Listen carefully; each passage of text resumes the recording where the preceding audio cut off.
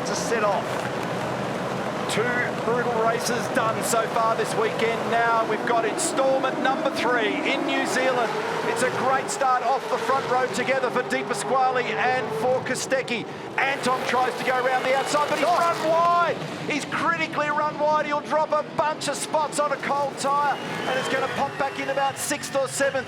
And that is a disaster and trouble here also, unfortunately, for car number 26. What a horror story there for Kai Allen after qualifying so well. Unbelievable, and young Ryan Wood's putting plenty of pressure on. We knew that he was going to be aggressive, but he has made it work in the opening stanza. He goes from the inside there at position 3, he lines up in behind Kostecki, and he knows what track position is like. Now he's almost alongside. He's going to run down the outside at turn 9. He's going to run him wide. He has. He's pushed him into the grass. He turns back. He's going to lead this race, but on the inside, Cam Hill grabs them both. Wild stuff. So for those battling off the front row of the grid, they've not yet completed lap number 1. They've had their ears boxed and they're already back in the pack. Profit here for Cam Hill. What a story. How aggressive was Ryan in that opening lap.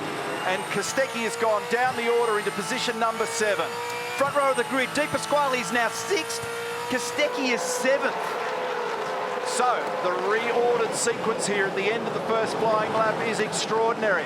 Cam Hill, who was victorious in Melbourne, goes to the lead from Matty Payne, from Ryan Wood, who was right in the thick of it as they get to the end of the standing lap, from Randall, from Heimgartner, Di Pasquale, Kostecki, Golding, Brown, up a couple of spots, then Mostert in 10th. It's on down the inside of turn 1 as Randall gets up the inside of Wood. They lock horns, it's sill panel to sill panel down there, and you've got Thomas now up into 3rd in the Castrol entry. Aggressive move there by Thomas Randall, straight down the inside of Ryan Wood. Nice authoritative move there. What about Matty Payne, the guy that's leading the Jason Richards Memorial Trophy for the weekend? He's up 4 positions. It's absolutely the world's parted for him in the opening half a lap. And he's up in P2. I can't believe what happened to those that off the front row of the grid for them not to be there at the end of the opening lap. But what a story here for Hill. He's got the fresh air to deal with now, but he's under extreme pressure from Payne, who's shown tremendous pace and poise this weekend. He's been able to look after his tyres. He just dropped them off on the left side of the road at turn 9 then, and he is stalking Cam. Those championship protagonists, just a little report there. Will Brown is in 9th, so he's up 3 spots. Look down to Waters, he's 16th, he's up 2 spots. Fenny is in 17th, he's up 3 spots. So they've got through the opening drama. It's a half-second margin that we're looking at between Hill and Payne. And still at the back of the pack as Waters has a sniff on the inside. There are people sorting themselves out as tyres and brakes come up to temperature and pressure. Now, Brody Kostecki was disgruntled with Chaz Mostert yesterday. He's going to be particularly disgruntled, I reckon, after that start with Ryan Wood. I'm actually surprised that Ryan was able to even get to a point where he could position the car where he threatened at turn 9. I'm sure we'll digest that a little bit later in proceedings, but it's hard to peel your eyes off this at the moment.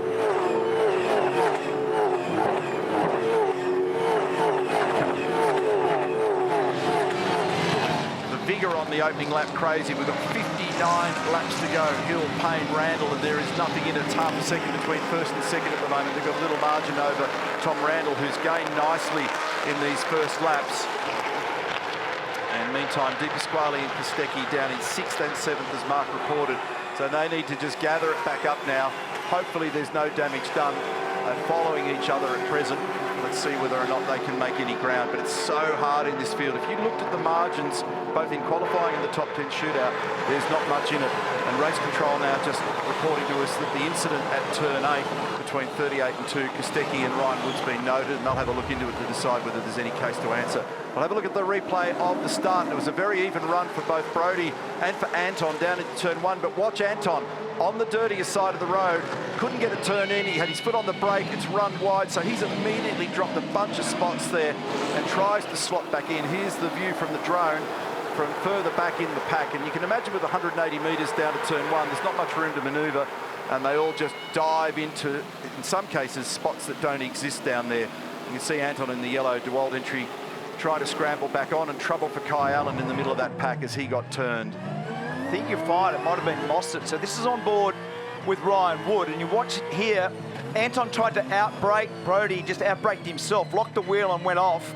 On the inside of Ryan Wood, you'll see Thomas Randall emerging, and in behind there, you saw Kai Allen going around. There was a bit of contact, I'm thinking it was with Mostert. This is the really wild one. And he was right alongside him. No drama with being alongside him. But then Brodie overcommitted to turn 9 and went off by himself. And I actually didn't realise when I was watching Anton run wide at turn 1, Brodie was very, very wide down there as well, because they were both in a braking duel on a cold tyre.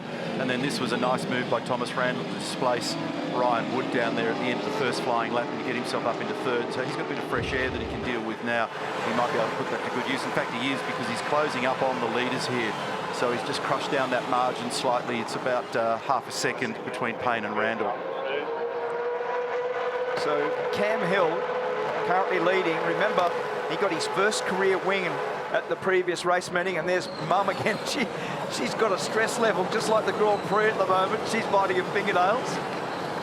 Rightly so, because that's actually turning into a three-way battle now for the race lead. So he's far from off the hook at the moment, Cam Hill. He's got 0.3 of a second over Payne, who's right on him, and you can see that Randall's just creeping up closer. And in fact, he's drawing Ryan Wood with him as well. Then it's Heimgartner in behind, then Di Pasquale, who is off position number 2 off the front row of the grid now. Pole sitter Brodie Kostecki just sitting in behind him in 7th. Fastest lap of the race so far. Very early days to talk about it, but Ryan Wood on a 28.5. And Crumpo, no damage reported by Brodie Kostecki, however, damage to Will Davison's car after that opening lap congestion. And while it's good running at the front of the field for Cam Hill, his teammate Nick Percat is suffering from a little electrical gremlin. He keeps losing the dash inside that car. He's also been losing the shift cut as well. That comes off the back of James Courtney reporting he could see smoke from Nick's car on the formation lap. Matt Stern Racing are monitoring it. Thanks for the update, Bree and Chad. We are absolutely glued to this battle here, because you sense that something's going to unfold very shortly in what's going on at the sharp end of the field. Payne has got a very quick car. He's making some gains in several places. Cam's got him covered in a couple of others. Turn 11 out of the hairpin. We're riding with Thomas Randall. Still a fair amount of intentional teams. The stewards have imposed a 5-second time penalty to car 2 for a driving infringement. Car 2, Ryan Wood. That'll be for that contact with Kostecki at turn 8. So when Brodie went off there, they were alongside each other, but the reality there is that Craig Baird and the judicial system, looking at the vision, have determined then that the amount of force and where the track position was, giving him room to race on the outside, was not there. So he was pretty much forced off the road to the right-hand side, and then Brodie, as he come back onto the road, couldn't regain control of the car to get into turn 9 and ended up running off by himself. And 5 seconds from where he currently sits, and the complexion of the race will change, sort of parks him back at the back end of the top 10 somewhere.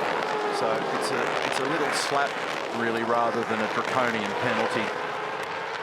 Well, it sort of parks him back where Brodie is. Yeah. That's sort of the reason around it. And they've done a good job of it, because that's effectively the penalty fitting the crime. 0.2 of a second is the official margin between these guys up the front of the race at the moment. So bad news for Ryan Wood, who just comes into frame up at turn 11. Will Payne Randall, the split across them, that's not a good look, unfortunately, is very, very tight. It's only 3/4 of a second across the top 3 cars. You're going to have to do something about that one. Yeah, it's the hit that he got in the opening turn. So that's Kai Allen, who did such a great job in qualifying to get himself into a position to be able to profit. Commentary on the radio, they're just going to see whether or not that thing gets sorted, but it doesn't look good, that way in which the right rear guard is damaged. What you don't want is to ultimately end up damaging the sidewall of the tyre and ends up pitching him into something awkward around here. So if it doesn't clear itself, which I doubt it will, they'll have to bring him in and resolve it. Could have had some supplementary contact, that one. Because depending on who you are and where you are, if you go and have a long, hard look at everything that goes on at turn 1, there might have been quite a bit of supplementary contact. So that right rear corner looks pretty sad, doesn't it? So he's tucked in behind David Reynolds here at the moment, who in turn is behind James Courtney. And these fellas are down in 21, 2 and 3. Aaron Cameron's in behind them in the blue cool drive entry. Actually not smoking as much at the moment. So that... Is this it? Yeah, this is right. Definitely, because after the original turn, he didn't have smoke coming out of it, remember?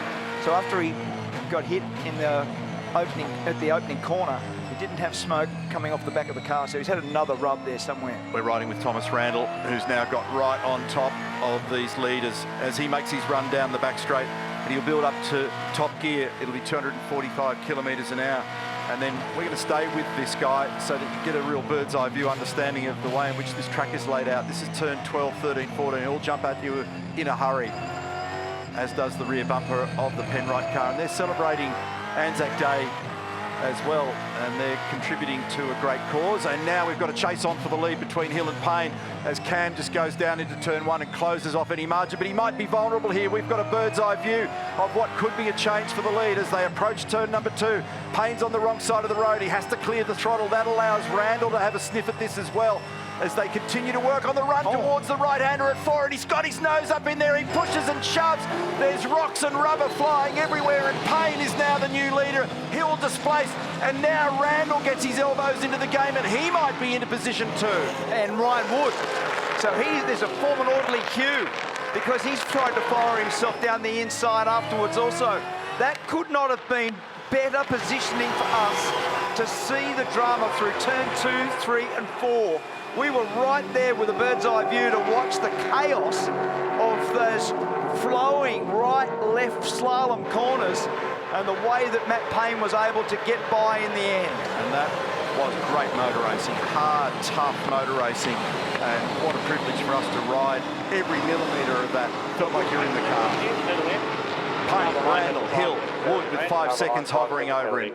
And they're still scattering all around the back straight here at the moment, trying to find an ideal passage. So it all started here when Hill had to try and cover into 1 because Payne got a very good exit off the final corner. And watch this sequence through 2, 3, and then ultimately 4 when they all start getting into the rocks. This is 3. And watch this stuff. Tries to bomb it down the inside. Gets enough of it up there. There's a bit of hip and shoulder in the process.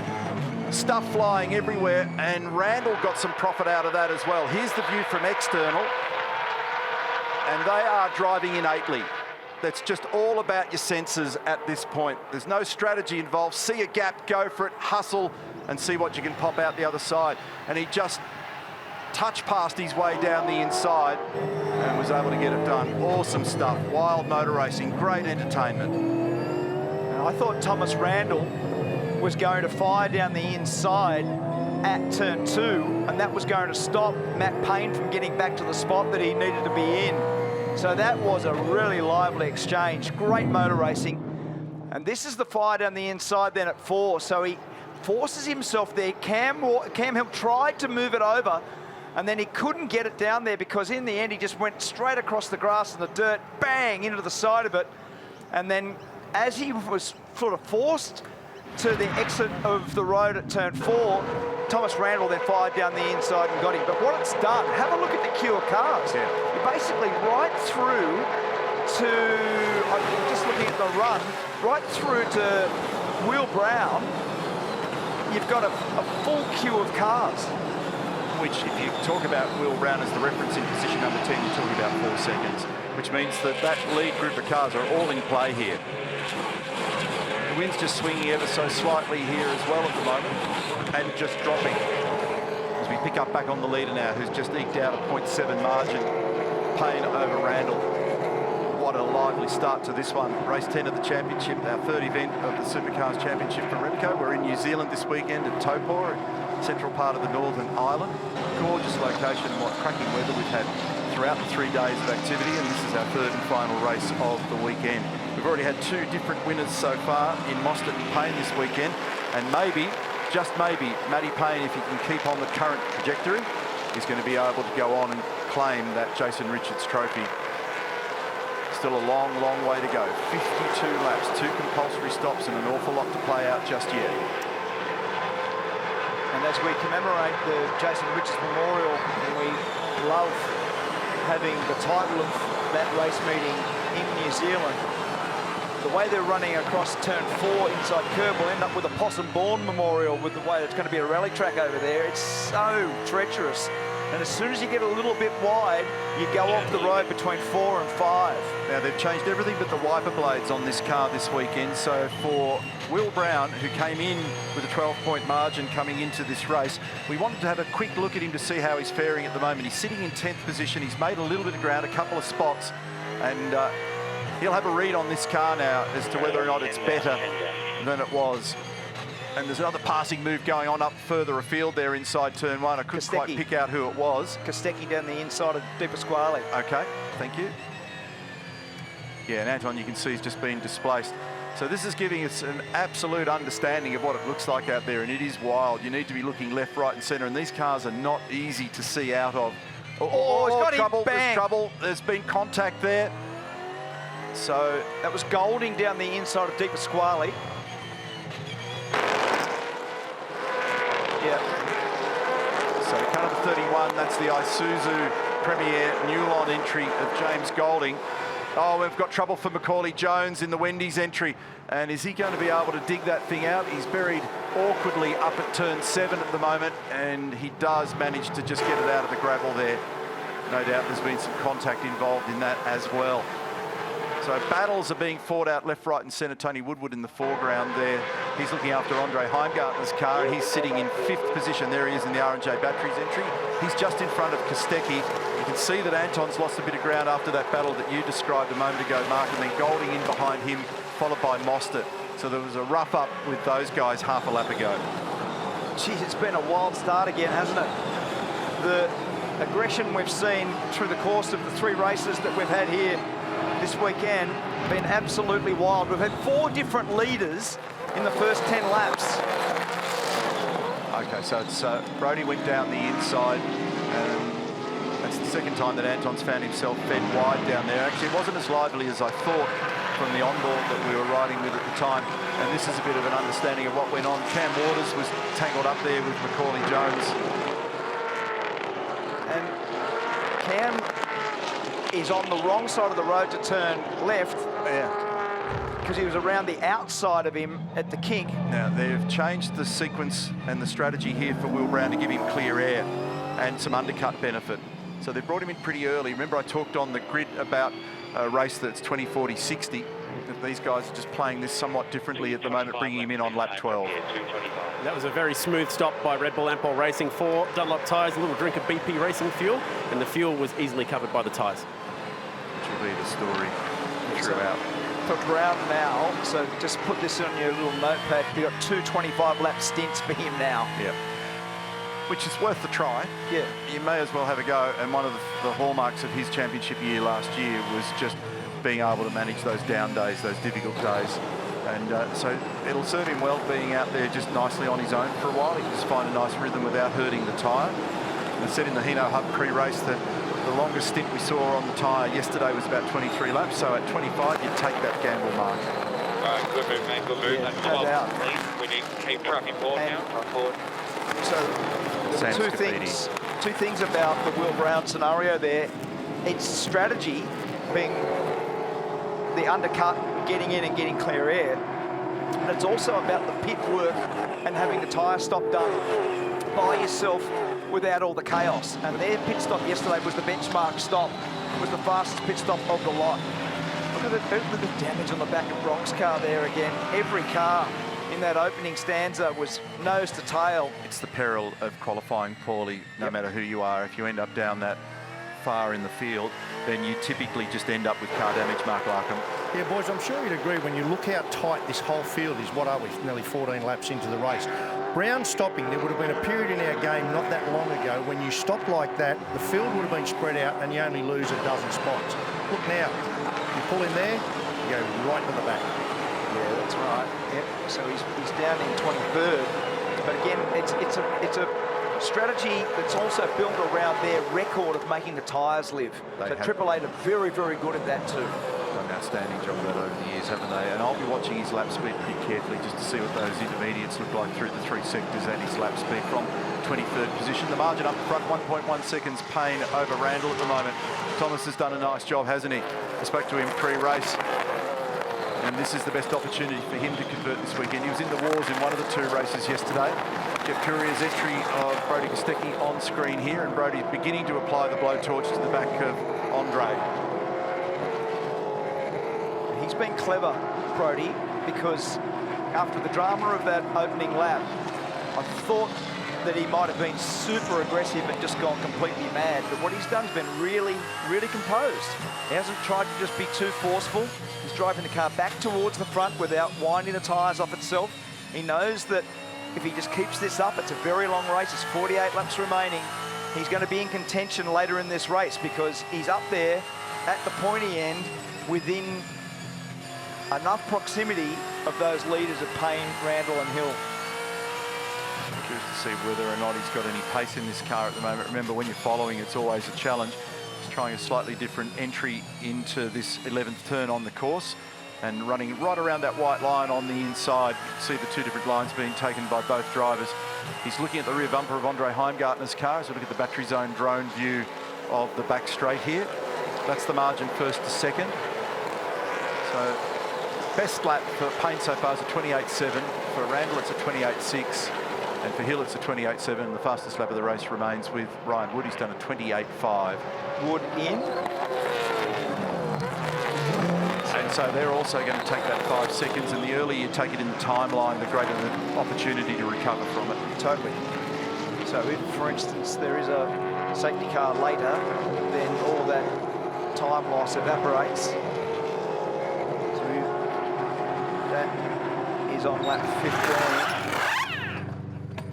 15. And we'll just give you a little rundown in a second about how fast that pit stop was for Will Brown, because on our numbers it looks really special.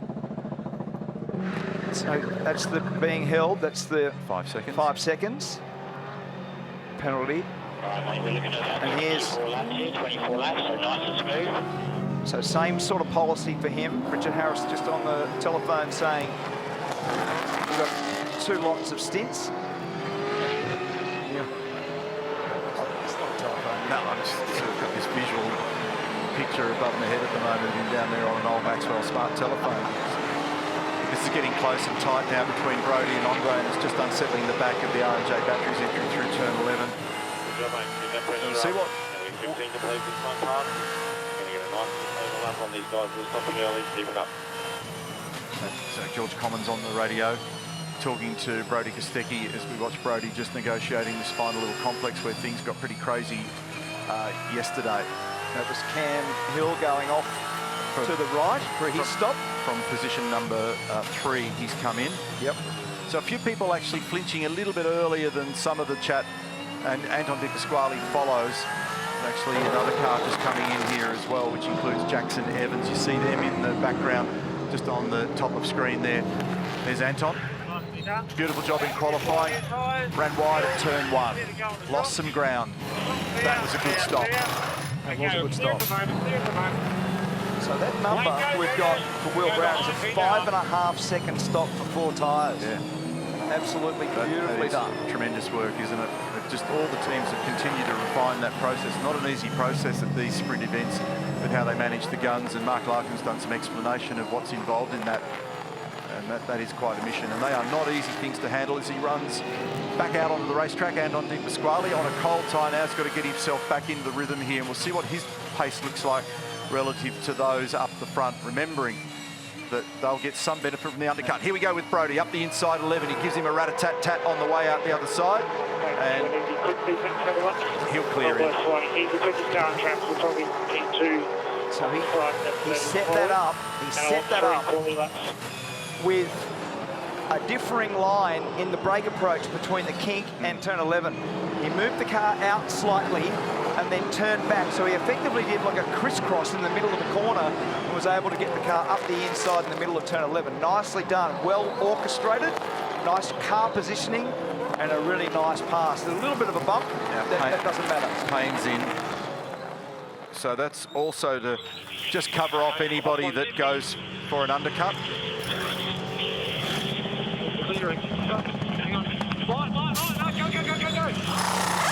What was the confusion then with the light? I'm not sure. Yeah. So I'm just looking at all those numbers. There's a few cars that have done early 6s, like Cam Hill with a 6.3, Bryce Bull with a 6.2, but nobody else in the 5s. And that Matt Payne stop was an 8.5 just then.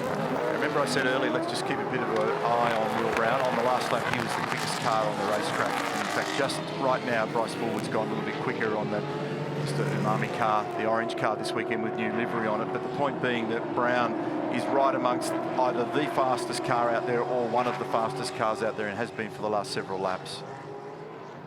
Yeah, so to your point, it's about strategy, it's about the undercut, it's about your clear track, and then it's about car pace based on having a really good pit stop. So that may vault him further up than we think.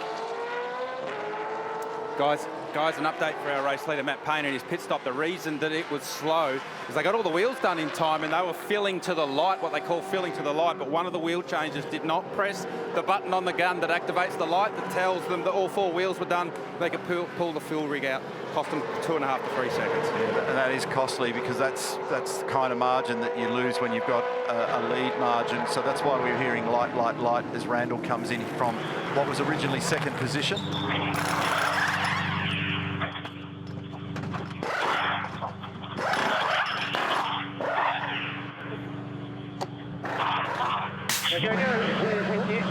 He said to me pre-race, what do you reckon the best strategy is? I said, get in front and increase the lead. Oh, very insightful. That's right. I had a slide ruler for that one. And he's driving nicely out there at the moment, and he's got a car that's working pretty well and is inspired, Garth. A further update for Anton Di Pasquale is they made sure they got more fuel in at the first stop to ensure that the second stop is going to be a shorter one. So it took a bit of pain early for a bit of a gain later. Yeah, you can deliver it how you see fit. Our estimate was for approximately 7 odd seconds of fuel, but the fuel hasn't really been the governing determinant in these stops anyway. So it's really about how you get those tyres on. Mind you, the 4 tyres in some cases now just continues to be faster and faster. Let's have a look at what's up here with Brodie. This is the move on Andre.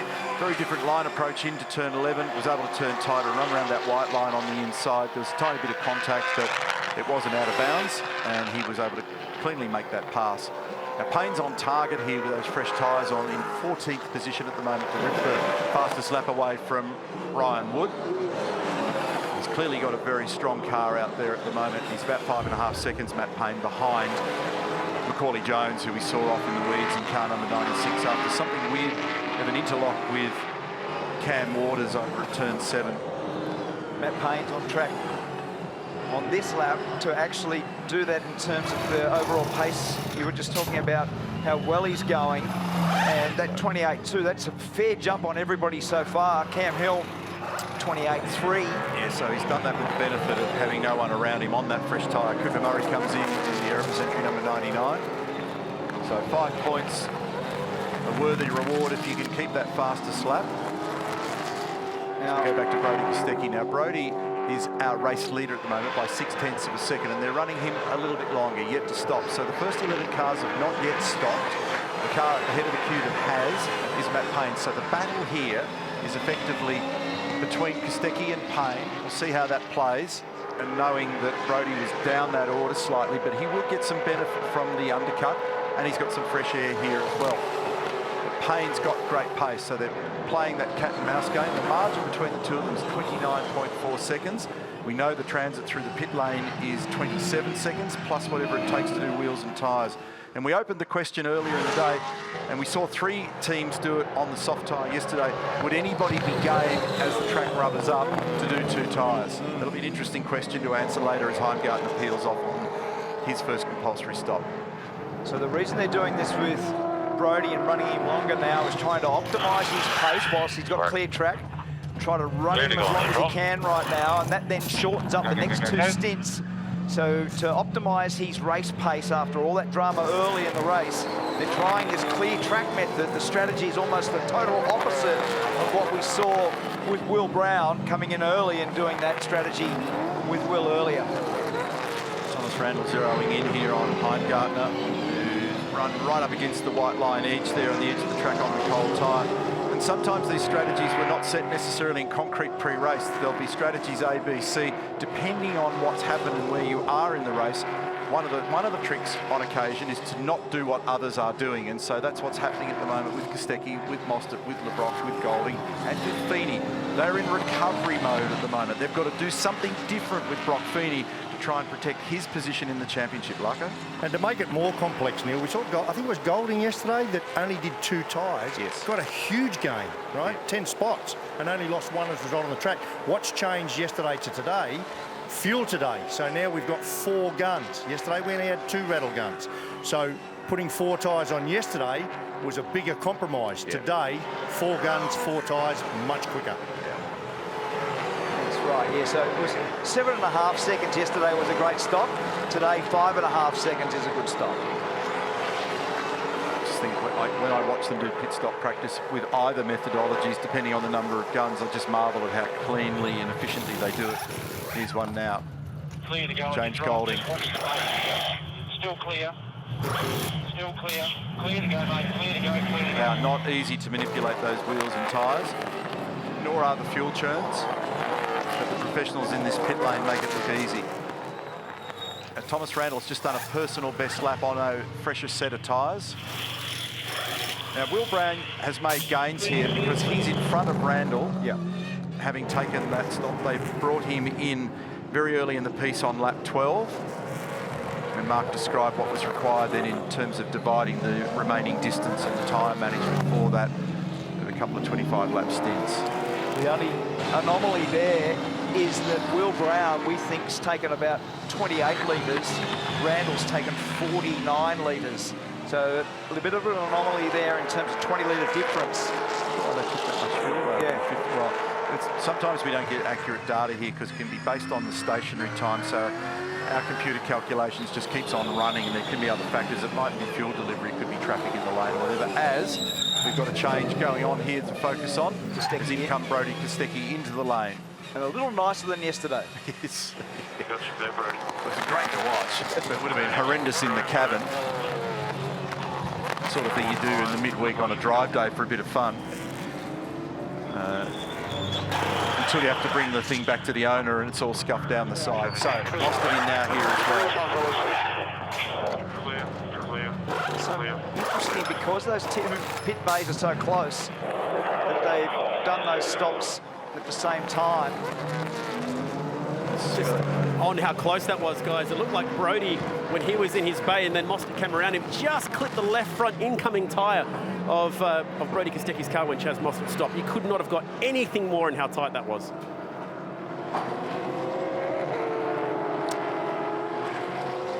So just looking at where Kostecki is versus, say, Matt Payne. Who had a long stop. Yeah. Big Garth described it before. Yeah. Jackson just hustling Chaz Mostert on a cold tyre there at the moment. That's a great overview of turns 5, 6, 7 and 8. And Thomas Randall, if he continues on the current plan, looks like he could end up with the fastest lap. He's gone very quick in the first sector. So he showed a personal best on the previous lap, and the tyres have come up a bit more now on this lap, so he's really hammering away. So yet to stop, we've got 4 cars. LeBrock, Fenny, Waters and Stanaway. The head of the queue that has stopped, we've got Payne, then Hill, then Brown. Remember, he stopped early as now Brock Fenny comes in. They've run him long. And in fact, LeBrock and Waters, that only leaves Stanaway, and now Richie comes in as well. So that cleans that up. This will give us an understanding of what the refreshed complexion of the race looks like. So that gap has actually been extended with Payne to Kostecki. Just have to check our fuel numbers in a second just to see whether there's some anomaly in the middle of all that. So someone pulled up a lot of dirt and dust out of the final corner there. Just spoke about Thomas Randall, who didn't actually capitalise on that lap like I thought he was going to. It was the fastest in the first sector of anybody in the field. Personal best in sector 3. He's done a 28.2196. And it's 1/100th slower than the fastest time achieved so far by Matt Payne. Reed? And unfortunately, a bit of a slower stop for Jack LeBrock. They had an issue with the left front, but they had already pulled the fuel churn out, so unfortunately burned a couple of seconds there. Thanks, Reed. So there's been a few little anomalies in the pit now. I reckon this might be part of why he didn't get the fastest lap, because he was compromised coming onto the straight, trying to get down the inside of Will Brown. So you were calling the lap, but as it turned out, he had to make a move essentially onto the start-finish straight. So watch this. This is the It started the pass, but it actually compromised his entry onto the straight. There's the culprit for all the dust that I spoke about before. Now, the other thing is the massive difference in the age of the tyres there between Thomas Randall and Will Brown. So Brock Fenny is our leader. He's yet to stop. They're trying to wriggle out of the noose at the Repco Lampol racing team at the moment, try and come up with something that just changes the world for them. A lot of people doing personal bests out there at present with fresher tyres on the cars. Quickest lap still belongs to Matt Payne, but just by a hair's breadth. There's not much in that. 16 seconds, by the way, is the gap. Fenny over Payne. And once Brock takes that stop, it's 27 seconds plus whatever they do in terms of getting the wheels and tyres and fuel on. Here's Brock. And came into this race in third position in the championship with 500 points. 73 points adrift. And looks a bit ugly in the rear bumper, and it's actually damaged a little bit of the left side of the diffuser on that car there as well from the rough up that you typically get in the early part of the race. It's been a real battle setup-wise with that car this weekend, trying to find the happy zone. So I'm just trying to, when we do the numbers, just try to understand why Payne has got away from Kostecki, but it's actually the relativity of the undercut.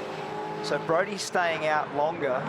The pace that Matt Payne had on the fresher tyre was roughly a second a lap faster. So he made a chunk of time, 5 or 6 seconds as a consequence. So the corrected order there, despite what you see on the total at the moment, is effectively Payne over Hill from Randall Brown. But Will's in a very different tyre sequence and stop sequence to those around him, and Heimgartner and Kostecki. But it'll be a nice get out of jail if Will can try and get something going there, you know, in that mid group of the top 10. And that would be probably as much as you could hope for on what's been a challenging weekend. Now, Chaz Mostert has also just punched in the fastest lap of the race, interestingly. He's down the order slightly. He's in 10th, which will correct to 9th, but he's done a 28.1. Still leaving Brock out there at the moment, so he's going well past what we described. So that'll be the longest that we've seen anybody run. I mean, people actually numerically did a longer run yesterday on the soft tyre, but they had the benefit of some safety car with it. So it's 24 laps that Brock's just achieved on the tyre now. It's the longest we've seen anybody with them on the car for the whole weekend. That is a really good run by him, and again, they've played completely different strategies with Brock Fenny versus Will Brown with the early stop, and there's the damage that you were just referring to. So it's about to dislodge, and the sawtooth curbs probably help detach that stuff because they're pretty violent. Down the inside, there's Mostert putting a move on Will Davison down to turn 1, and Will didn't protest that very much. There's fresh tyres, so green tyres to go on to Fenny now. So this will be a good part of the story for Brock Fenny trying to fight back. Not only have they applied a different strategy, he's in the pit right now, but they're going to put green tyres on him. It's probably going to pop him back out somewhere in about just beyond the midfield on my very rough math. Maybe a little bit further, in fact. They may have made some gains here. That was a fast stop. Yeah. Really fast stop. So he's going to come out in front of Cam Waters, and Cam's sitting in 15. So yeah, it's in that midfield zone. Once he drops back in, I think he's going to get snipped by Cooper Murray. Maybe not. Could hang on the inside. Certainly once he gets a... Oh, that happened between the two of them at Eastern Creek as well. Remember that Fenny and Murray got together at Sydney Motorsport Park. And once those tyres come up, then there will be no stopping Brock, but he's got to get there while they're cold at the moment. It's hard work, and he gets another little nudge, and they're queuing up behind him at the moment. It's getting wild out there at the moment as the pressure builds, and Fenny will be desperate to try and get these tyres to work so that he can get the pressure off his back and just get away from all the chaos. Exactly, so that does show you that on the green tyre, Sorry, I couldn't really jump anywhere else. Mould release, the shiny surface of that tyre makes them really slippery when you first go out, and you just saw for the first 4 or 5 corners how compromised Brock Fenny was. But what will happen now is one run around turn 11 with that coarse surface, and they won't be new for very long. Oh, have a go at this up the inside. Nice job. Well done. Now, meantime, sorry, I was just distracted by the fact that Kostecki made a move on Heimgartner as well. Oh yeah, that's right. He's just moved that up into 5th, and that's critical. So it took my eye off that little battle that was going on screen. So we've got Payne from Hill from Randall, 1, 2 and 3. Will Brown on a different sequence up into 4th, followed by Kostecki now, who's made a move over Andre Heimgartner from Wood, from Mostert, Davison and Fullwood in the top 10. And you watch how aggressive Brodie is here, because there's a 10-lap tyre difference between the ex-teammates. Used to be their Erebus teammates, and with 10-lap pressure tyres, Brodie is not going to mess around with his ex-teammate. He'll be very aggressive to get by and look for the spot down there at turn 10 to 11. So when he gets through turn 9 here, he's been really good as the two teammates there, Ryan Wood and Chas Mostert. They're battling just in behind them. But watch this, he parks it on the right just slightly, and then he'll try to get down the inside in the middle of the corner here. And he does it easily there. There's the difference in the tyres. It just, car number 1 just literally skated round the corner. I think he had the indicator on there as well. Faster than Randall. He's their next target. Up goes Brodie into position number 4 in recovery from the wild stuff that happened in the opening lap of the race, where he was getting stuck into it with Ryan Wood, who copped a little penalty. He got a 5-second whack for his trouble. He's also recovering from that. He's down in 8th at the moment. He's just in behind his teammate. There they are in the back of shot.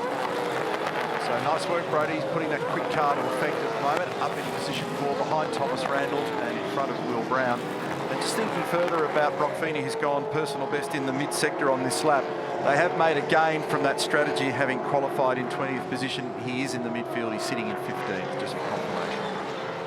Cropper, I'll try and keep my eye on the racing here, but in concert with what's going on the track, that kerfuffle between Kostecki and Wood. Now, we talked about Beardo's job trying to find this line between great racing and keep them within the rules. So the rules haven't changed, and I thought this was a great example. So the reason Ryan Wood got a penalty was because he didn't leave Brodie Kostecki racing room. One thing Beardo always looks at, are you in control? You can see the car sliding a lot, but stop it right there. He didn't leave him racing room. He forced him off the track. What is racing room? In control, leaving a full width of the car on the way in or on the way out. Good call. You know where the line is. Yeah, they're doing a really good job, Larko, at the moment. I reckon you explained it really well earlier in today's broadcast, about where the line is and what the things are in terms of penalties and the way they're applied. We're always going to have some controversy around the racing etiquette, but what we've got at the moment is really hard but fair racing, and they're doing a great job of policing what is a very, very cool season that we're watching. We've seen some really good racing. Breathtaking opening lap as Chas Mostert, who's got a 10-lap overlap with tyres here on Will Brown, makes a pretty easy move down the inside and also moves up. Now Brodie, while Mark Larkin was talking, you may have seen it in the background, also moved up one more spot over Andre Heimgartner. So the march continues for Kostecki. He's 6.8 seconds off the lead, and his next target would be Thomas Randall. That's 3.2 seconds if he continue on the current pace. But it'll be harder at the sharper end because they're pretty much matching the same sort of numbers at the moment. So Fenny, no surprise on the fresh tyres, is the fastest car in the race at the moment. Down the inside comes Brodie at turn 11, just to replay exactly what's gone on there, if you're just catching up with who did what and how they did it. So indicator on there for Will, but he was scratching in terms of grip. He sits it up nice and wide. It's on the slide as well, and that's a nice easy one for Brodie. Put some points in the bag on that one. And battle going on between the teammates here as well, between Wood and Mostert down there. Remember that Woody was off the second row of the grid at the start of this race, but he was involved in that wild stuff. Speaking of wild stuff. Hi, Alan. And Aaron Cameron down the inside. Okay. And there was a bit of contact on the way in there. And we've seen a few of those awkward scenarios where through the right-hand kink, the driver on the inside of the right-hander isn't able then to get across for the left-hander at turn 7. And that was the move that brought Mostert back up into position number 6. 32 laps remain. We're staring at the possibility now of the potential for Matt Payne to grab another victory here this weekend. We've got another compulsory stop to go. We've got a lot of racing to come this afternoon before we wrap it up in New Zealand. Payne over Hill, who was victorious at the Grand Prix in Melbourne several weeks ago, and Thomas Randall, who's got his mojo back again today. Will Brown's in for a world of pain until this next stop happens. Yeah. Because he's going backwards. He stopped really early. You just saw before the move that Mostert put on. Ryan Wood's about to put another move on him too. So he got a really big yield from the early stop, the clear air, the pace, the great pit stop that the team performed. But right now in this phase, until the next stop occurs, he's going to be like a big elastic band. He's going back. 23rd fastest car on the racetrack. Last lap, there are 24 cars on the racetrack. So that gives you an idea of how much of a battle. So he's going to try and make life as difficult as he can for Ryan Wood there at the moment. This is the battle for 7th and 8th. And in the foreground is the fella that came in leading the championship by 12 points. So Aaron Cameron and Kai Allen incident being noted there that we saw on the replay at turn 7. And to your point about last lap pace, Brock Fenny, after that recent stop, was the fastest car. And the number that he did was only 200ths away from what Mostert has done as the fastest lap of the race. So they've changed the strategy there to try and dig him out of qualifying hell. Yep. And it's working so far. They're trying to get some points together. We just passed our half race distance. Payne's got 1.4 seconds now. That's Ryan Wood on the right-hand side of the screen. Will Brown's engineer Andrew Edwards in the background. Let's go to Chad. Well, Neil, we're halfway home. 100Ks down, 100Ks to go. It's been an exciting Sunday so far. So some Valvoline mid-race highlights of what's taken place so far. How cool is that start line shot from up above? And wasn't so cool for Anton De Pasquale, unfortunately, in that DeWalt Camaro. Runs it wide at turn 1. Ditto that for the Penrite Mustang. Kai Allen put it in the shootout today. Turn around in the early stages. Check this out for the lead of the motor race. Kostecki side by side with Ryan Wood. And they both would end up hurting themselves here. Kostecki dropped back a few spots. Wood pinged 5 seconds from race control. And when it all kicked off at the front, through goes Thomas Randall as well. That was on the side, or was the side, of Ryan Wood's car. I don't know how that camera's feeling off the back of having Thomas Randall drive through the door sill on that one. Matt Payne for the lead. How about this for aggression? To the inside of Cam Hill, pushing and shoving and just willing his way through. Put his foot in the door and then push that whole door wide open. Randall goes with him to go up to second. The slow-mo, it had dust, it had drama, and it's been exciting so far. Payne leads Hill and Randall. 1 round of stops to go. Thanks for the highlight update there, Chad. Thanks to Valvoline. We've got a lot of racing to come here this afternoon. A steady margin between first and second. Payne and Hill, 1.4 seconds it is. Thomas Randall currently provisionally on the podium. He's got nearly a 3-second margin over Brody Kostecki that we're keeping a very close eye on. Ryan Wood, meantime, has got a battle going with Will Brown, who's really battling in terms of lap speed at the moment because he pitted very early and he did that on lap number 12, so he's asking a lot of the tyres. He wants to get it to somewhere close to about 25 laps from home. Yeah. So it'll be a question of trying to hang on as much as he can, drive the car as straight as he can, not extract too much out of it in its lateral load on the working side of the car around here down the right-hand side. Now, Fenny, meantime, is continuing to steam along very quickly. He's the fastest car on the racetrack. He is in 12th position at the moment, and he's just moved past Jackson Evans. So we'll keep an eye on whether that strategy is working for him. He's got the youngest tyres in the field at the moment. Just having a real look at the body language of Will Brown's car. He's driving it really well, but he is teetering on the edge everywhere. You saw his hands on the way into turn 1 on the previous lap, and he had about 3 or 4 different corrections trying to get the car into the first corner. Well, these two guys were 14th and 13th, respectively, fastest on the racetrack last lap. So compared to the lap prior, Will's actually sort of found a way to try and drive it as straight as he can, look after things as much as he can. So he's actually doing a neat job of managing that at the moment. I watched him a couple of moments ago. He's also finding places on the racetrack where he's hooking it over curbs. He's running it around the inside, white lines everywhere, and that's all about just trying to take load off it. So just to put that in context, that last lap for Will Brown was a 29.6, and his fastest lap earlier was 28.7. So he's actually done a pretty good job of getting this thing to a point where they're going to put another set of tyres on it. He's whispering to those tyres. He's just caressing it, trying to get it to come home. So fastest car on the track on that last lap was actually Cam Waters. So a little bit of that energy will come out of the Brock Fenny pace as well when you just keep on cracking it that hard. It's like we're frozen in the margin first to second. It's still static at 1.4 seconds between Matt Payne and Cam Hill at the moment. And this should be a move. gap down the inside. Austin's got it sitting up on the curve on the inside. He should be able to hang on to that down at turn 12 in the break approach. And he's got it bumper margin at the moment over Heimgartner, and that'll move him up into position number 5. He was yesterday's race winner on the super soft tyre with the blue sidewall. Still only 4-second margin between first and third at the moment, and it's roughly, using rounding, 10 seconds covering the top 6 cars. That takes us from Matt Payne to Andre Heimgartner, as you can see on the total there. So Mostert, again, finding a way to make these tyres live. Remember, we saw him pass his teammate only 5 or 6 laps ago.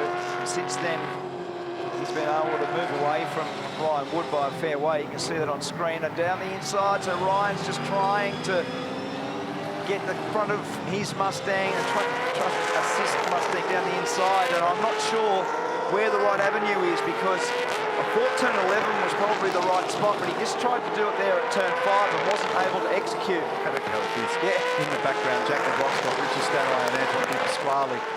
And they've thrown the gloves off and they're boxing on here at the moment. And in behind them is Bryce Forward. So that's 14, 15, 16, 17 right in the midfield on the racetrack. And then next in the queue's Cooper Murray. 0.6 seconds now the gap between Payne and Hill. So it's just opened up ever so slightly on that last lap. And he's just a whisker quicker in the second sector, Matt Payne over Cam Hill, and that's where he's made some margin. So his lap time on this lap was a 29 flat. His best was a 28.2, so an 8/10 delta there, not too bad. 29.4 for Hill. So on that lap, he pulled another 4/10 of a second over Cam. Just started to get a little bit of breathing space. Randall did a 29.3. He's now 4.3 behind the race lead. Go back and have a look at the replay here with Jack LeBrock, who's trying to hustle down the inside at turn 5. Bang. Not trying, he is hustling down the inside, and he gets 2 for 1. So he managed to get Bryce Forward, and he got Anton Di Pasquale. Come on down. It's pretty aggressive. Seen some really good manoeuvres in that part of the racetrack. And this is another one. Fenny down the inside of Golding. That puts him into the 10. So that's actually a really good drive back through the field, isn't it? And Cam Waters just tagging the back briefly of James Golding in the process, and again, and again, and again. So when you get your ears boxed and you've lost a spot, and then before you even get a chance to swear, you get another thump in the rear bumper, which makes you swear again. Yeah, exactly. So this is the run on board with Cam Waters, and they'll all be blowing on the radio. And he's going to try this little manoeuvre that Kosecki's been trying, and James is completely aware of it. In fact, he got around there really well, didn't he? And because of the viewpoint from Cam's car, I wasn't sure whether Brock just bombed it in there wide or whether that was a deliberate line approach. We're riding with Waters down into the final complex here. Now these fellas that we're talking about are sitting 10, 11 and 12. Remember the slightly younger tyres on the Brock Fenny car. Let's go to Chad. Speaking of some young tyres, Brock's actually got 4 more brand new Dunlop tyres to go, and I can see some green tyres getting rolled out onto pit lane there for Bryce Forward, who's going to be the first of the second stoppers. Also, Cam Waters got 2 green tyres left, and Will Davison's got 4 up his sleeve as well. So those guys who didn't make shootouts have a little bit left up their sleeve for today. Somebody just arrived at the pit lane with 2 turning and 2 burning. It was Bryce Forward. So I could hear the tyres yelping in the background beneath our feet, and here he is, Mr. Umani.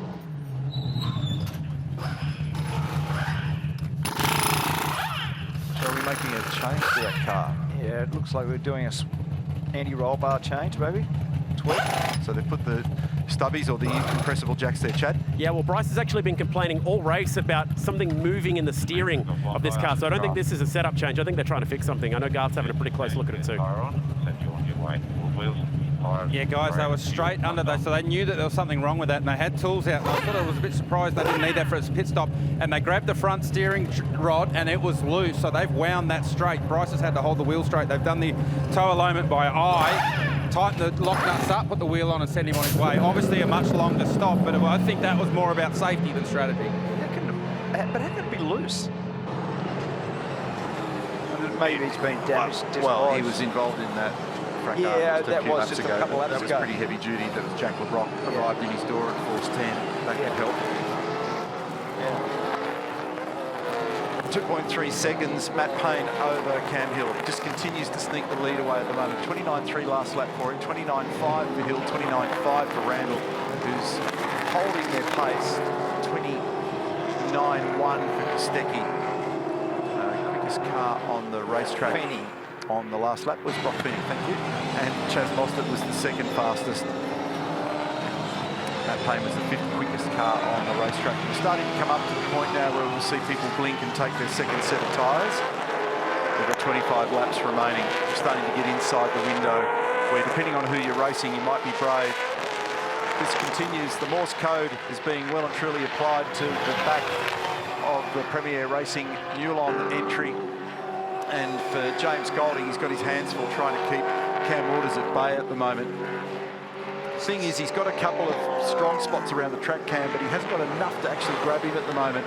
And then in the quick spots where he is strong, like right here, he's all over him like a cheap suit, and then he gets away from him again in a couple of other spots. Yeah, I was going to say that was the spot I thought that he might be able to execute the move, but James Golding is completely aware he's up to speed of Cam's little gains and where the car's slightly better and where he can actually protect himself and effectively block him, and that was right round the inside of turn 11 is the line that he's using to be able to do that, and he's doing it to good effect. James got pretty good drive off most of these corners at the moment. So Fenny's right in there behind Will Davison now, so Fenny just continues to march forward. This longer policy, the longer run, is actually going to work out for him pretty well. Well, staying deeper, running longer, looking after those tyres and just treating them gently in that first stint to shorten it up on this stint to a degree relative to those around him is giving him a net gain as Waters just continues to rattle around, up, down and around, left and right to try and get Golding. And then once they take the next set of tyres for Fenny, sort of back in the battle with everybody else. Yeah, but so that's an interesting one.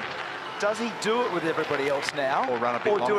Do it again, and then you go further back. And we've got Fenny just grabbing another spot here. So he gets Will Davison now for position number 9. So this is working out pretty nicely for him in recovery. And they needed to come up with a Houdini move down there at the Red Bull Ampol Racing team to be able to resolve some qualifying challenges. And Cam making himself known once again to James Golding on the exit of turn 11. So yeah, in the bunker down there, that'll be interesting to see what they think. Bunnings Trade Power Pass, and this is it. So Fenny able to sneak around the outside at turn 8 and then straight down the inside for turn 9 and able to get it done. Nice spot. Now, while we're looking at the Bunnings Trade Power Pass on replay there, Brody has come in. So of the key runners getting onto some tyres, they're going to try and get an undercut here for 38. And they're going to do it with 23 to run. Clear. Watch this with great interest to see whether or not this is where he can recover the ground lost on the opening lap after the push and shove with Ryan Wood. They need to treat those tyres. Whoa, what's all over the road down there? I hadn't noticed that before. Is that just where they've blacked out one of the lines down there? Well, I thought it was oil, but it must be a blackout of a line, I think. It just looks, maybe it's just the light at this time of day. It looks a little bit different. Payne's got 3.3 seconds now over Hill, just while we've been looking at several other things in the last lap or two. So he's starting to take a bit of the pressure off. He was 4/10 quicker in sector 1 on that lap, a 10th and a half, maybe 2/10 quicker in the mid-sector on that last lap. And Mostert was the quickest car. Chaz is in 4th position at the moment. Here's Cam Waters. Let's have a look on the replay. He's been tucked under the rear wing of James Golding now for a bunch of laps and getting impatient with having to queue up behind him. Is this the move where he finally gets it done? Yes, it is. In the end, he just had to bomb down there, didn't he? It's just like, stand back, I'm coming through. So he's managed to get by. There's a little bit of contact along the way. So Hill's coming in. So look for the undercut Randall also. So he'll be trying, Cam Hill and Randall, to undercut the Payne strategy. Well, they're also protecting themselves from Kostecki.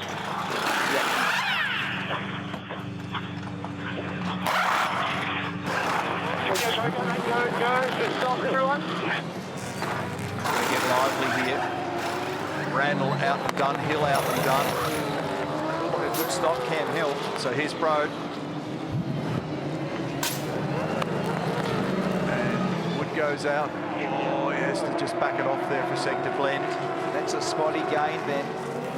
So just looking at the times, it did look like it was a nice stop there for Cam Hill, early sixes. And Matty stayed out, and Chaz Mostert's moved it up into second position. Heimgartner's sitting now in third. Will Brown is in fourth after qualifying in 12th position. Here is our race leader. It's an 8.5 second margin now over Mostert. He's got the quickest car out there on corrected terms, and now they're bringing it in. Not the quickest car in the last several laps. We've been talking a lot about Fenny, but on average, sitting at the front of the field, this thing's been pristine.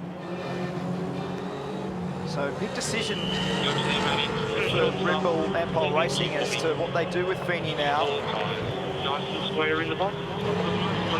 So these guys are also reacting. I mean, they've got a cushion, but they're also reacting to protect. The cushion's handy though. Nicely on the marks. Takes a bit of the pressure off. That was an excellent stop. Yep, nice stop. Is that Fenny or Brown in the background? Brown.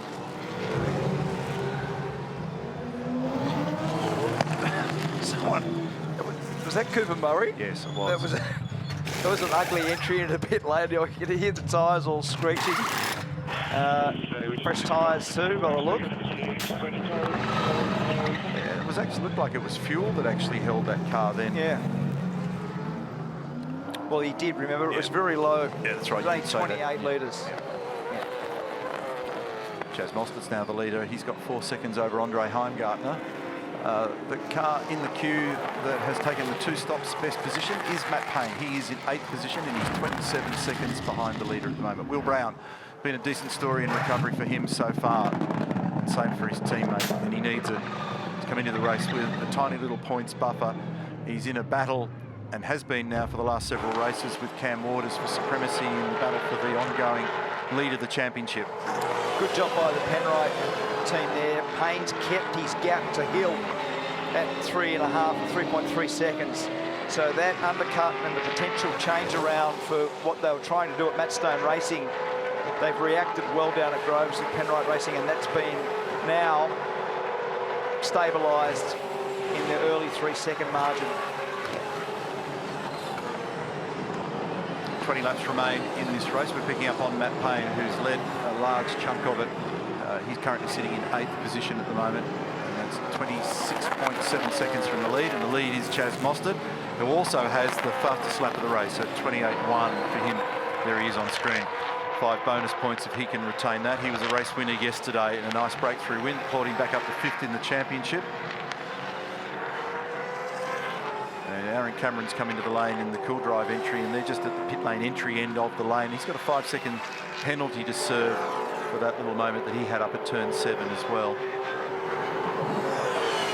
The agenda number at the top left of screen, the digital number, helps the fans here understand where Chaz is sitting in this race at the moment. Now, Jake LeBrock has just gone quicker than anybody else out there. He's just done a 27.9 for the fastest lap of the race. He's taken that off Chaz, who had a 28.1 against his name. Here's our second place runner at present, yet to take his second stop. So there are 7 competitors from Mostert through to David Reynolds who haven't taken the stop, their second stop. And that's actually Matt Payne getting by David. So I just heard Richard Holway saying, great job, mate, great job. A couple more laps to go. Mostert's in, Heimgartner now leads. Looking at the rear of the David Reynolds entry there at the moment. Here's Chaz. Been a nice, easy run in the pit lane generally for more runners today than yesterday when they all reacted to the safety car. Whoop, can't have too much of that. Need to keep control of those wheels and tyres in the stops. And out he feeds.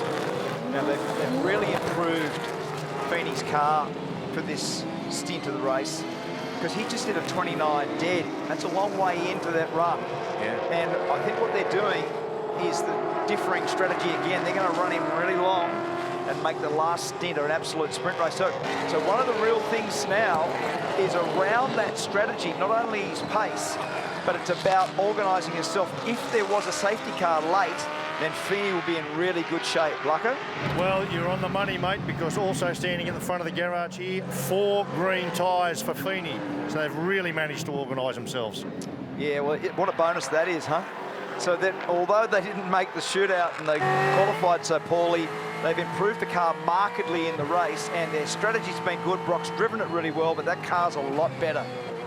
Meantime, we've got a new fastest lap of the race, belongs now to Ryan Wood. He's done a 27.9. He's down in 15th position at the moment. Field's a little bit scrambled until the balance of them take their second stop. Heimgartner leads. He's taken the 1 stop so far. Excuse me, from Fenny, from Waters, from Golding, and from Stanaway. And then the next car in 6th position has taken the 2 stops as Cam Waters now reacts and is in the lane.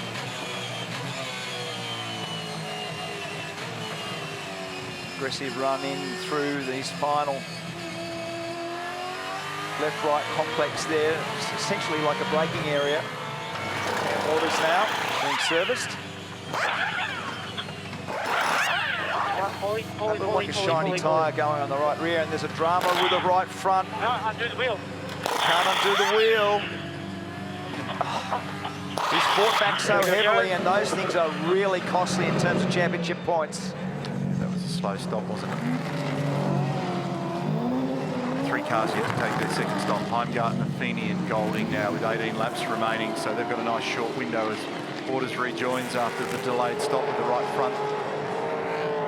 Getting that original wheel and tyre off. Fastest lap of the race belonging to Ryan Wood so far. He's got the 5 bonus points. So heading the queue at the moment is Payne, and he's got 2.9 seconds over Cam Hill, who in turn's got a decent little cushion over Brody Kostecki, who's been making ground steadily and displacing Thomas Randall, and Mostert just in front of Kai Allen. Kai Allen, by the way, sorry, hasn't taken that second stop. Heimgartner now in from the lead of the race, and he's being followed by Brock Fenny, so that sorts things out at the top end of town. Here they are.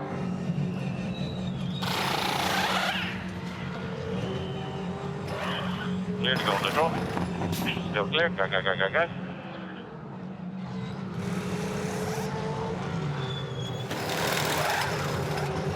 Nice fresh Dunlop rubber going on. Car number 88.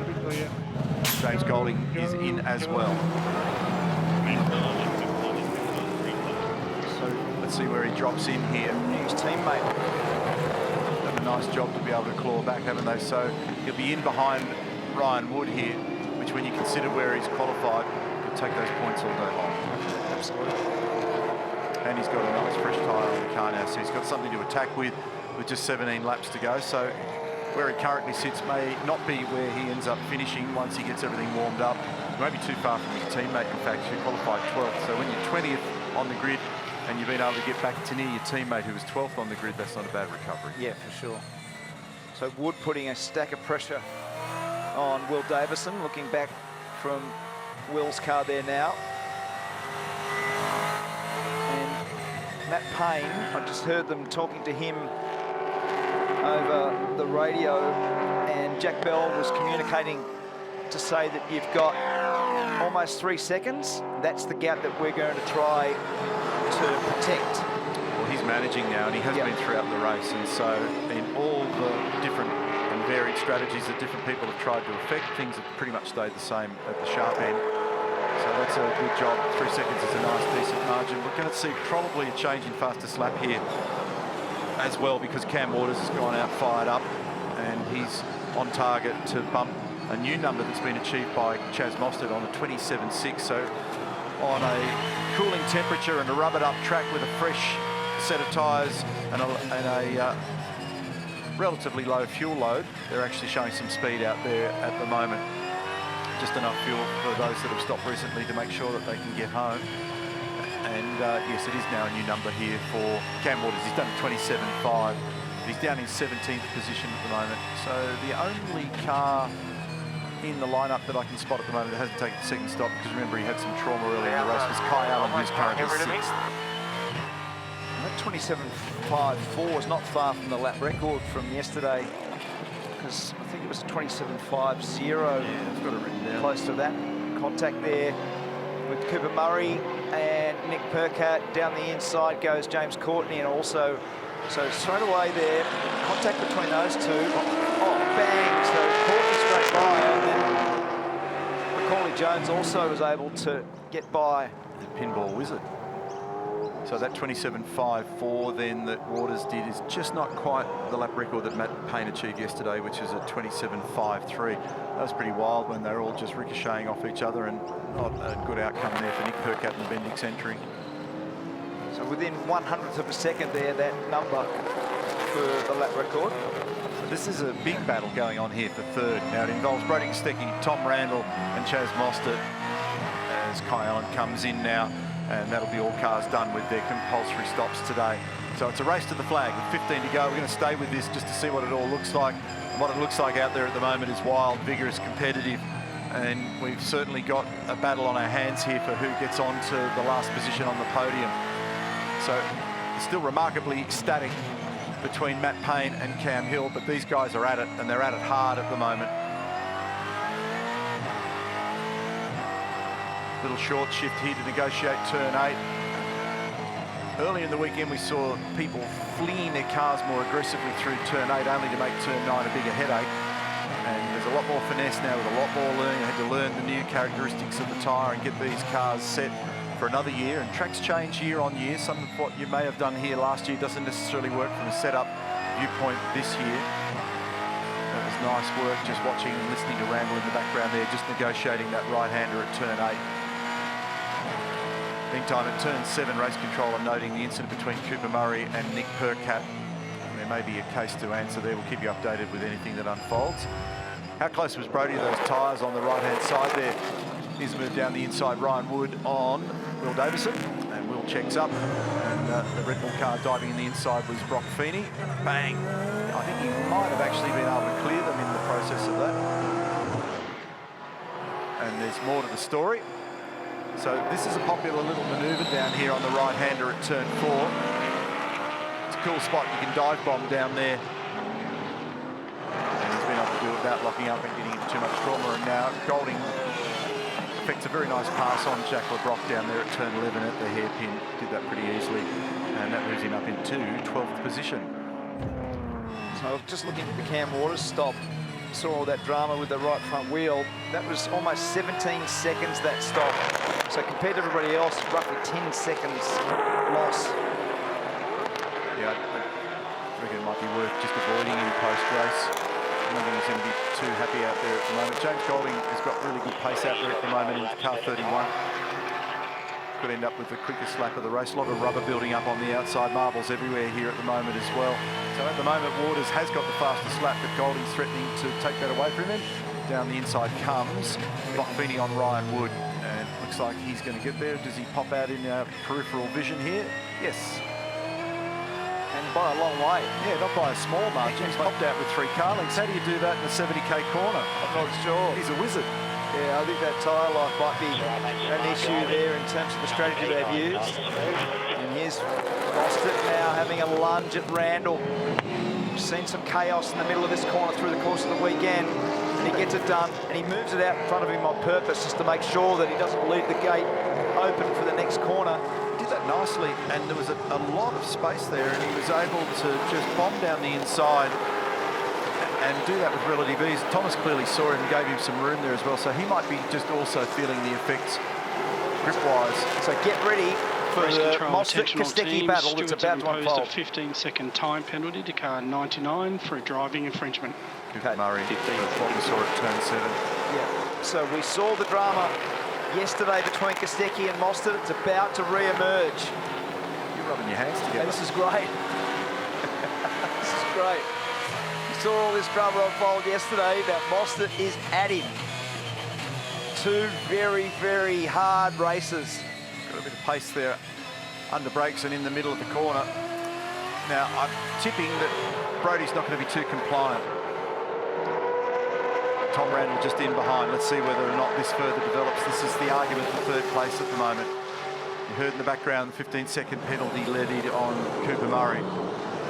And a 4-lap tyre difference. Mostert 4 laps better off than Kostecki. Which makes a difference.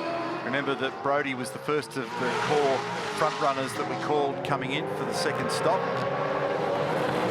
So it's about 30 13K's difference. And here we go, crisscross at turn 1, and he's done it with relative ease. There's not even a touch between them. You were talking up Armageddon. So it was all gentlemanly rules. Oh, sorry. That was a nice pass, wasn't it? Beautifully orchestrated, and Brodie almost did it to himself because he decided to go narrow and on the low line, which made the corner very tight. He had to run a little bit wide. So it's a replay of some of the wild stuff around the back here that involved Cooper Murray, James Courtney and Macaulay Jones. I'm not quite sure where to look here because it's going on in every direction. That's James returning serve. Now this is the move, right? So Brodie did to himself slightly because he ran in there low and he got sideways trying to get it turned on the narrow line. Saw the inside rear wheel of Chaz's car just hopping off the road there, right at the peak load in the turn there as well. That was nicely done, and both to be commended in the way in which they've done that. And a bit of elation inside the garage. Sam Scafidi pretty happy with that one. Not a big reaction from Terry Kerr. No. Yeah, he'd be good to play poker with. So Cam Hill now is next in line for Chaz Mostert. Mostert's roughly 4.5 seconds behind Cam Hill. And Fenny, whilst all that was going on, has been able to round up his teammate, Will Brown. So that's a great fight back. And Brock Fenny has just done the fastest lap of the race, which is almost exactly the lap record number from yesterday, a 27.53. That's right. So that car's a lot better now today in the race. It's interesting because Mark Dutton in one of the conversations this morning talked about making really significant changes and probably stepping outside the normal comfort zone of what you might adjust along the run. And I remember I said that on the current trajectory, there's half a chance that he might get to his teammate Will Brown, and he's done it. Let's get to Chad. Yeah, Neil, Brodie Kostecki is reporting a complete loss of rear grip on that car, and you can see it on timing as well. It's completely fallen away. He believes something's broken in there, so he might be easy pickings here for Thomas Randall as well. So 2 days in a row, he's had to limp it to the finish. That's a shame. But you can see that the promise is there at the moment. Biggest mover, thanks to Pizza Hut. 13 position changes, thanks to strategy and an improved car for Brock Fenny.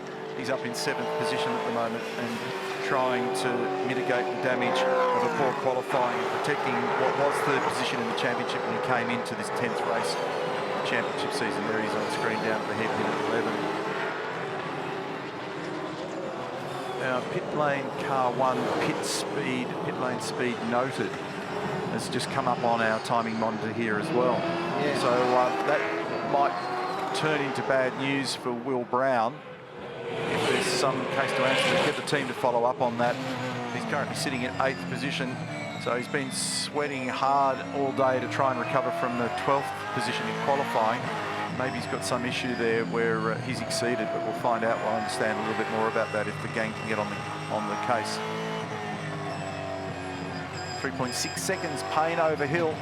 Gee, this has been a measured run for Matt Payne today. And if he can do this, this is going to be pretty significant, Mark, because he won the first race here yesterday. The car's obviously beautiful on the soft tyre, and he's using it to very good effect here at the moment and driving well beyond his age in terms of driving maturity and the way in which he's looking after the tyres and the moves that he's made. He's been calm all weekend. In fact, it's been an impressive approach to the championship season. I spoke to him pre-season in Sydney at a function before we went to Sydney Motorsport Park.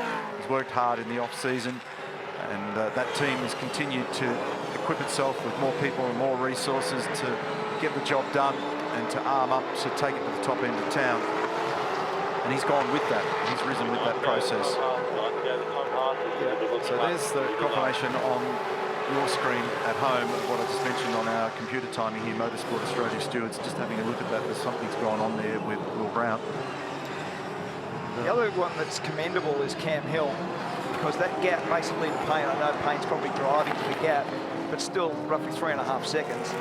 And that car didn't start out life that well when they first rolled it out, but they've tuned it well through the course of the weekend. His drive in the Boost Mobile Top 10 shootout was very good earlier because he was on the used tyre, remember, and he ended up 4th, so that was a really good lap. So Cam in the first 2 races here, 14th and 13th, so big turnaround today to be battling here on screen from nowhere yesterday, effectively, midfield to being a podium contender and then continuing the fine form that we saw in Melbourne, where he had not only a win, but he was also on the podium for a third there as well, and played himself nicely into this championship argument. So he's up into 10th position as a result of how he was able to achieve great speed and poise in Melbourne, and he's capitalising on it now, and that's his team owner. And a lovely feature that Jess Yates did earlier in the broadcast with not only Matt, but also with Ross and Jimmy Stone, legends of the sport. And just a great moment. I think there was an enormous number of people in this pit lane that were very pleased and proud to see Cam Hill doing so well. He's done an enormous job in categories along the way, in Toyota, in Porsche, Dunlop Super 2. It just illustrates, no matter how much skill and the things that you've achieved along the way, just how hard it is to crack the code in supercars to be able to get a winning combination together, both in terms of your own performance and just engineering a race-winning car. Oh, and to put it into context, you know, to have the 1-2 for Matchstone Racing was just extraordinary, but also to be the 87th winner of a Supercars or an Australian Touring Car Championship round race as a consequence of his performances and all of the work that you just described through those junior categories. To see Cam Hill now driving the car as well as he is driving it, real kudos to him and how hard he's worked. Hey boys, just to, while this racing has settled down a little bit, wondering why Brown's going so good, we just grabbed this bit of vision just now. Look at this little device up on the top of his car there. That's a little periscope, so he can see around, see who he's going to overtake and how he's going to pull some moves off. So it's worked really well. No, it's not. No, it's not. It's called a pitot tube, right, for measuring air pressure. And this is the sort of stuff homologation teams have to do. So get ready, Charlie Swarcolt. These cars out there with G sensors on them, with torque sensors, measuring engine output, all sorts of sensors. So this pitot tube, so Formula One car, how aerodynamic are they? This is often on a Friday at a Formula One event. Hundreds of them, measuring all the air pressure differences around the wake of the front tyre and the front wing there. Pretty cool, huh? It is, and they have those aero fences on them to gather that data early in the day, and that little pitot tube sitting proudly on the top of the roof there, and they could pick up, like I've seen those a couple of times. We've got them on aeroplanes, and it's all part of the data gathering and understanding the performance of the car. And this business has just continued to narrow down with people looking for ridiculous margins from car to car, team to team. Still part of the data measuring. 3.4 seconds gap between Payne and Hill, and Chaz Mostert sitting in third position at the moment. He's got a 1.9 second margin over Brodie Kostecki, and we've got a question mark over Will Brown at the moment, sitting in 8th position based on something that's gone on in the pit lane speed-wise. And the pace of Fenny and Heimgartner, they're starting to range up to the back of Thomas Randall. Those two Camaros are on the way to the back of Randall. Randall and Kostecki not too far apart. I always find the shifting tides in our business really interesting. So you think about the vigour of the first couple of laps, and it was completely off the scale, and now it's gone in the other direction. It's gone quiet. All of a sudden there's equidistant margins between them. They're all sort of settled. They're trying to manage tyres. You think about the contrast of what went on in the first couple of laps. It was run for your life and hide. Yeah, exactly. Yeah, just in the regards to the ongoing charge of Brock Fenny, who seems to get closer and closer to Andre Heimgartner, they've been giving him the distance to further up the road, Brodie Kostecki each lap. So they think that they could probably get all the way up towards Brodie with their current speed. And I just followed up, Neil, what was going on with car 1, at least at Red Bull's end. Mark Dutton looked as surprised as everybody else. They were none the wiser. First they learned of it was when it popped up on timing. I guess it's going to end up being a post-race investigation unless there's something obvious that they can figure out in race control. We'll keep everybody informed about that. Thanks for the update there, Chad. So great ground and pace being made and continuing to be made here by Brock Fenny. Qualified in 20th for this race. His name is currently sitting 7th in the queue, and he's following and stalking Andre Heimgartner in the R&J Batteries entry. Doing it with all that damage in the left rear corner, which also impacted what's described as the diffuser, which is just underneath the rear bumper of the car, that just contributes not as much of an aero effect on this newer generation of supercar as some of the old ones, but still in all, you don't want all of that kind of turbulent air and damage on the back of the car affecting the aero balance and the performance of the car, even if it's only a few percentage points. For sure. The numbers suggest at the moment, and that's why Red Bull Ampol Racing are talking to Brock at the moment, because the number is roughly a second a lap faster at the moment, Brock Fenny versus Kostecki. He's the quickest car on the racetrack on that last lap, and this is a slow-mo so you can digest what I was talking about. So aerodynamicists don't like the look of that. No. So you got a huge amount of damage in the left rear corner. It's ripped a whole corner off the guard and the bumper off there, and you saw it flail off into the distance earlier in the broadcast.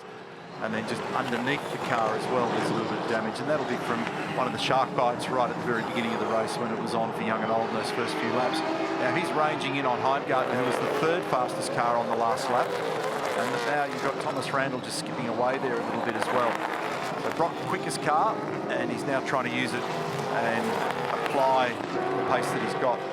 But the fella that he's fighting, it's not as though Andre's got, you know, the 15th or 20th fastest car out there at the moment. He's in the range, so he's going pretty quickly out there at the moment. He's the third quickest car on that last lap, so he's well in the hunt. Gee, Andre only just made turn 1 on that last lap. He's got a slightly different entry line to what Brock Fenny is using. And he turns it in later, and he has a later apex, and there's your numbers. So 0.8 of a second across the last 4 laps, but the drama is not only just the speed to get to where you are, it's actually making the overtaking manoeuvre. So he'll try to come off turn 9, get himself in a zone that gives him a run at turn 11. This is the little kink at turn 10. And then he'd be looking to get around the inside of the corner. And you can see there that Andre uses a higher mid-corner line there to try and straighten the exit up coming out of turn 11. Try to watch this through to turn 1. Currently 2.6. And on the last lap, Andre only just made it into the corner. So you see this little complex here. Fenny makes a bit of ground on the way into turn 14. And then from the front, see the cars in the braking area. And when they get to the corner, Andre turns it late. See how much later he's turning it. But what it does, it gets him back to the apex and comes off turn 1 better than what Brock Fenny does. So it's fine for Brock to have the pace advantage, but he's now got to find a spot where he can put a move on him. Well, here's the thing, on the last lap, Heimgartner was the quickest car out there. So he's responding to the pressure, and Brock was the third quickest car. So it's a real seesaw. It's a knife edge between these two. The reality is when you look at the stopwatch, the stopwatch is yawning about what I'm describing. It's only hundredths here and there. You can see how close they are at the moment. He's got a tiny little advantage in a couple of spots, and he loses it in others. There's more of that information popping up on screen about what's happening with Will Brown. We'll follow that up for you and try and understand what's happening. It's a busy scene inside Motorsport Australia race control mid-race. Invariably we'll try and find out after the race, unless there's a call on the race management channel. 3.6 seconds is the gap between Payne and Hill. Our focus at the moment is on this wild little battle that's unfolding for 6th and 7th between Heimgartner and Fenny. Very quick race cars for both the boys. Keep it up. Feeney's got the fastest car out there in this race. In terms of the quickest lap, he's done a 1 minute 27.5. He gets the 5 bonus points, and I think at this venture, or at this juncture of the day, nothing's going to knock him off from that. We're with Thomas Randall now, and he's sitting in 5th position. He skipped away a little bit while the other boys have been trying to size each other up, taking a bit of pressure off him. Brody Stecchi, who reported some issues or inconsistency and possibly something broken in the car here. He's trying to hang on for 4th position. Yeah, Andre's done a good job to rebound here. But to your point, he's really responded to the pressure. It does look like Brock's slightly better off in a couple of areas of the racetrack, but overall, no. But they're both still motoring up to the back of Randall and Stecchi, but with 3 laps remaining, it's going to be a battle to get there. And again, the separate issue of not just getting to the driver in front, to being able to make the overtaking manoeuvre. Just watching sector splits here between Payne and Hill. Cam was a little bit faster in sector 1. They did the same time virtually in the mid-sector of the racetrack. While I'm looking at the numbers, I'm also keeping a close eye on what's going on there with Brock. Here's the margin: 1st to 2nd, 2nd to 3rd, 3rd to 4th. And back to Thomas Randall, who's sitting in 5th, and then we've been keeping a very close eye on what's going on here. No matter which way you cut it at the moment for Brock Fenny, he's got out of jail today. For sure. He's just in a couple of the slow speed areas. He's clearly got some pace, but doesn't seem to quite get off the couple of the key corners as well as Heimgartner, and that protects Andre by the time they get to the next area where he might be vulnerable. Brock just barely kisses the rear bumper on the R&J Batteries car there through turn 1. It's a good section of road through here. 2, 3, 4, and down into 5. And he used that inside curve very heavily at 4. And he's just got a little bit of momentum on him in some of these areas that you were just pointing out. But then in other spots, the exit pace for Heimgartner is really good. Thomas Randall's not terribly far away here. There's only 2 laps to go. But he'll be starting to feel slightly anxious about the fact that those cars behind him are getting bigger in the mirror. Good. That was nice. Yeah, they're teetering though, aren't they? You can hear in the background just the throttle treatment there as they just try and manage grip through the right-hander at turn 9. Down low for Fenny. A bit of vulnerability there for Heimgartner. It's a different line. It gives him some advantage on the exit though, but what it does is it exposes him in the middle of the corner, and then he can't really see where Brock is at that point, and he's hoping, kind of hunching, that you don't end up with a whack in the middle of the corner. And often you end up with that feel. Grant McPherson, Jack Bell in conversation. Alistair McVeigh on the right-hand side, keeping an eye on the monitor. Garth Tander lurking in the background. 3.5 second gap between Payne and Hill. 4.7 seconds then back to Mostert. We are on our last lap. This is going to be pretty special for the young fella that crosses the line first.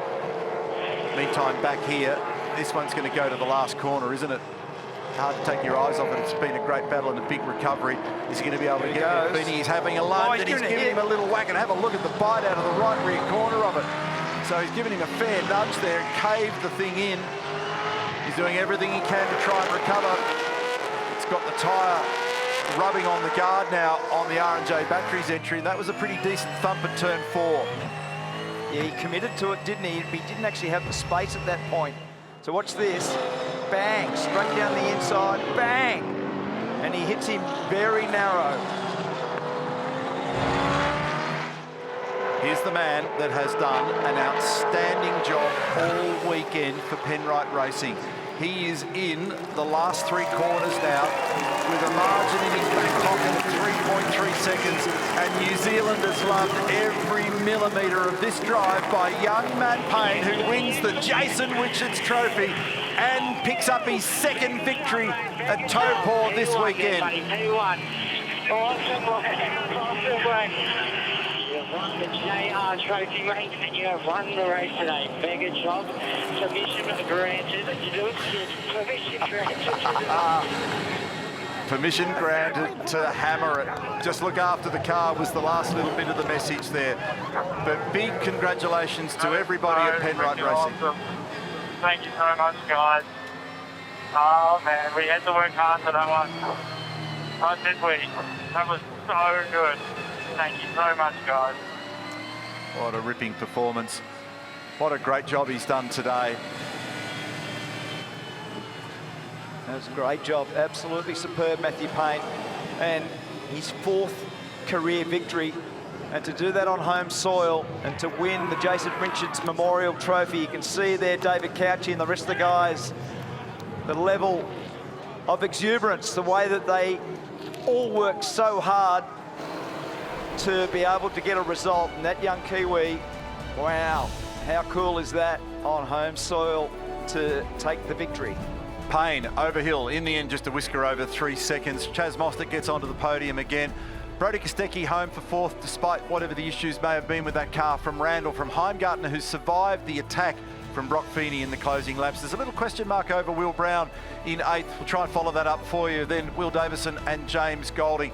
There's also going to be, folks, a post-race investigation between what happened with Will Davison and Ryan Wood. Something must have occurred at the back end of this one. So Davison 9th, Golding 10th, Ryan Wood currently showing in 11th position. And looking down the order there, that was pretty willing at the back end of this race.